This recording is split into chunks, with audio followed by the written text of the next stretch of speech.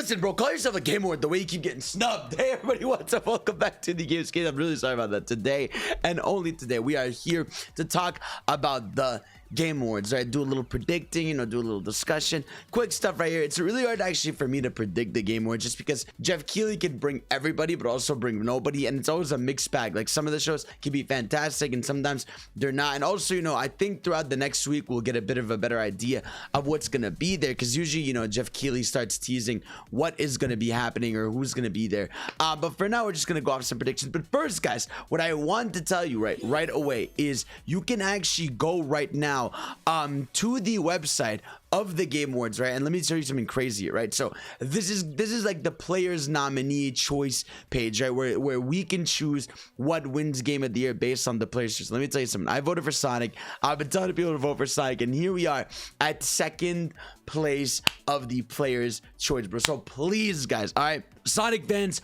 y'all are the most vocal motherfuckers out there, okay? You're the craziest, okay? I see you all the time in the trenches of social media and videos and all this stuff. So if there's any time for you to put your vote here, Sonic Frontier's winning players choice Game of the Year is by far would be the peakest thing ever. We could really win this shit if we really just put our minds together and our accounts together. All right, so work your magic, do that shit together, and let's get Sonic Frontiers to the top. But yeah, let's talk a little bit about just, you know, predictions and stuff. So actually, let's go ahead here and go to the, would it be the main page, or is there like a little, where's the what's it called, where's the predictions page? You know, where do I go find this shit? Now there's a bunch of pages here we could talk about, but first I want to talk about obviously Game of the Year. I want to give a big shout out to Xenoblade for even making it this far. I'm really happy it made it there. I do not think it's going to win. I'm just happy it got nominated. It genuinely is a fantastic game, one of my favorites I played this year, and I'm just happy it's getting the recognition it deserves in there. But yeah, I think there's no question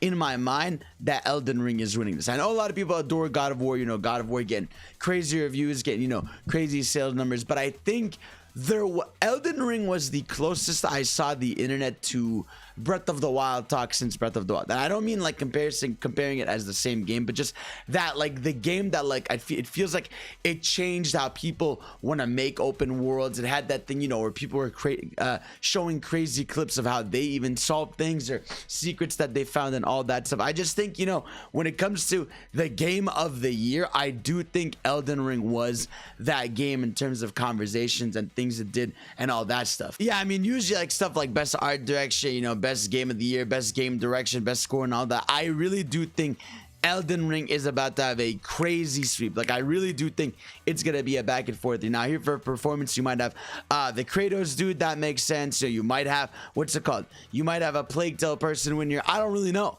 Now this category is hilarious because we have Sifu in best fighting game, but I'm actually curious here. Honestly, out of all of these fighting games, it really has been kind of a weak year for fighting games. I'm not gonna lie to you. I would say it is Multiverses, just because it's been the most fun I think I had with any of these this year. I think it is the best Smash like game we've had in a long time, you know, since maybe Rivals of Ether, and I just think they did a good job. You know, they put a lot of content in it. They're still updating the game. They listen to a lot of feedback, so I feel like Multiverses is definitely what I would consider like the highlight conversation fighting game of the year. But KOF 15 is still kind of a banger. Now, obviously, this is always usually the Nintendo category. I think all of these are on Switch except maybe the Skywalker Saga. I'm not sure about that. But I think this is where Kirby could take it. I genuinely think Kirby was one of still my favorites this year. I still think it's one of the most polished games this year, the most complete, the most fun. I think Kirby definitely deserves a sweep on this spot for best family game 100%. Now, I want to quickly talk about best adaptation right here because obviously, you know, we have some things that we love, but I adore Cuphead, Sonic, what's it called, Movie 2. I really loved, you know, Cyberpunk Edge Runners. Now obviously I voted Sonic the Hedgehog 2 when I logged in here, but I think the clear winner is gonna be Cyberpunk Edge Runners. I feel like that caused such a big conversation. It literally brought the game back to life. I mean, we saw that they were posting that, you know, the game suddenly has millions of players, like, you know, logging back in and stuff like that. So I think Cyberpunk Edge Runners is gonna win. The reason why I don't think Arcane is gonna take it is because Arcane came out last year and I feel like it's gonna lose. You know, this always happens. You know, when something came out the year before, it usually often loses just because people have like lost it from their consciousness. Whereas, you know, Edge Runners just came out, big hit, big style. Last category here that I care about, most anticipated game. I really do think it's either going to be Tears of the Kingdom or like FF16. I know people are really excited for RE4 and Starfield. There's people out there that are excited for Hogwarts Legacy, but I think Tears of the Kingdom is the juggernaut of next year. Now, speaking of next year, right, if we're talking Game Awards, we got to talk about some predictions for game announcements, you know, because it really isn't just the awards. If anything, sometimes not enough about the awards, but it is a lot about the announcements. And like I said, this year, I'm a little not weirded out, but like I don't know what to expect at all. I think maybe because I was always so used to expecting a Smash character or something major, and last year we had the Sonic stuff. That was our year, you know, where we got Sonic movie trailer and Sonic game. I feel like this year we're going in pretty much like, okay, I'm gonna see what happens. But I think a first big one we could definitely get is Mario movie. You know, we got the teaser trailer. Remember that trailer we saw was a teaser. We saw that about what, a month and a half ago now. I'd say a month ago. It was in October. And I feel like, hey, movies coming out in April. Game Awards makes the most sense to get our full official first trailer of the Mario movie, so that'll be fire. Can't wait to see that. If we get that, that'll be a banger. I hope that it is amazing, because we have a lot of promise so far. You know, Jack Black Bowser's amazing, animation looks fantastic. I think we just need to hear Mario a bit more, see what's going on, but I really have no doubt that movie is going to be a blast just by how it looks. You know, how visually it looks. I think it's going to be a fun time, and the teaser we got, I think it was a good one. Also, Game Awards has had a big history with, you know, The Legend of Zelda. You know, they showed Breath of the Wild multiple times at Game Awards, so I don't think it's out of the realm of possibility we get a Tears of the Kingdom trailer here, maybe, you know, another big trailer. And I want a sizable trailer of this game. Okay, I'm tired of these little trailers that are 30 seconds long or 10 seconds long, or it's a trailer and shows me nothing. It's like, I feel like, yeah, we know what this game is about, and I know they're trying to keep it mysterious, but give me like a full-blown trailer, one that I can analyze and be like, okay, this is a cool new mechanic, this is a cool new mechanic, this is a cool new thing. Like, give me a crazy trailer for this game so I can be happy and excited for it. Maybe this is the show where the Metroid Prime remaster happens. You know, I could see that somewhere in there. But yeah, I mean, Nintendo's a wild card, bro. I mean, they could show up with nothing, but they could show up with like 5 different things. You know, we're talking about a company that showed up with Bayonetta, with you know, which is with their biggest stuff out there, but sometimes they have like really small cameos of, like, there was that one year all they had was No More Heroes 3 and Bravely Default 2, but then there's years that, like I said, where they show Zelda and Smash Bros. So it really depends on Nintendo on what you're getting, but I hope we get something crazy. In terms of third-party stuff, I could 100% see a Street Fighter character. I feel like that's almost a lock. Like, I would just say lock in. We're definitely going to get a Street Fighter 6 character trailer. Maybe it's going to be Cammy finally. That makes sense. Or another character. And maybe we get the release date. I feel like Game Awards is a big place where you could get a Street Fighter 6 official release date. If it's not there, it's probably going to be at February, usually where the Capcom Cup ends or whatever. But yeah, that's probably most likely going to happen. Tekken trailer, maybe I could definitely see that somewhere in there. We got, you know, the teaser for earlier this year. Could definitely see a new trailer for it. PlayStation, again, is a very weird one to predict. I mean, they could show The Last of Us Factions. That's been rumored. They could show, you know, maybe an IP revival or a remake.